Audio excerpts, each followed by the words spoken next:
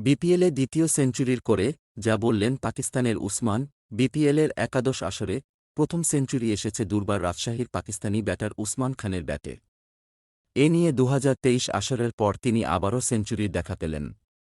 আজ শুক্রবার মিরপুরে চিটাগং কিংসের হয়ে দুর্বার রাজশাহীর বিপক্ষে ১১-৪ ও ৫ ছক্কার মারে ৪৮ বলে শতরান পূর্ণ করেন উসমান।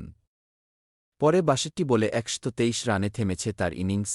চলমান বিপিএল আসরের প্রথম সেঞ্চুরি তুলে নেওয়া উসমানকে আউট করেছেন রাজশাহীর পেসার তাসকিন আহমেদ। ম্যাচ শেষে পুরস্কার বিতরণী মঞ্চে উসমান প্রতিক্রিয়ায় বলেন, সবার আগে আল্লাহ পাকের দরবারে শুকরিয়া জানাই। খুব উপভোগ করেছি। উইকেট ভালো ছিল। আমার ভাবনা ছিল লম্বা ইনিংস খেলব। সেভাবেই চেষ্টা করেছি। বাংলাদেশি এই পেসারকে দেখে খেলেই সফলতা পাওয়ার কথা জানিয়েছেন উসমান। জুটিও ভালো ছিল। বিষয়টা এমন ছিল যে তাসকিন আহমেদ ভালো বোলার, তাই ওর ওভারগুলো কাটিয়ে দিতে হবে। ২ ওভার ভালো করেছিল। এরপর যখন ব্যাটে বলে লাগতে শুরু করল, লম্বা ইনিংস খেলার পরিকল্পনা করি।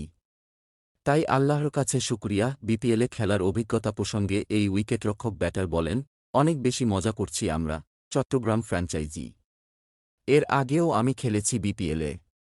এখানকার ম্যানেজমেন্ট খুব ভালো, তাই খুব উপভোগ করছি। প্রসঙ্গত, ২০২৩ বিপিএলে চট্টগ্রাম চ্যালেঞ্জার্সের হয়ে খুলনা টাইগার্সের বিপক্ষে সেঞ্চুরি হাঁকিয়েছিলেন উসমান খান। আজ চিটাগাং কিংসের হয়ে দুর্বার রাজশাহীর বিপক্ষে ৩ অঙ্কের ম্যাজিক ফিগারের দেখা পেলেন। তার ব্যাটেই মূলত রাজশাহীর বিপক্ষে ২৯২ রানের বড় সংগ্রহ পায় চট্টগ্রাম। এক পেশে ম্যাচটিতে দাঁড়াতেই পারেনি রাজশাহী।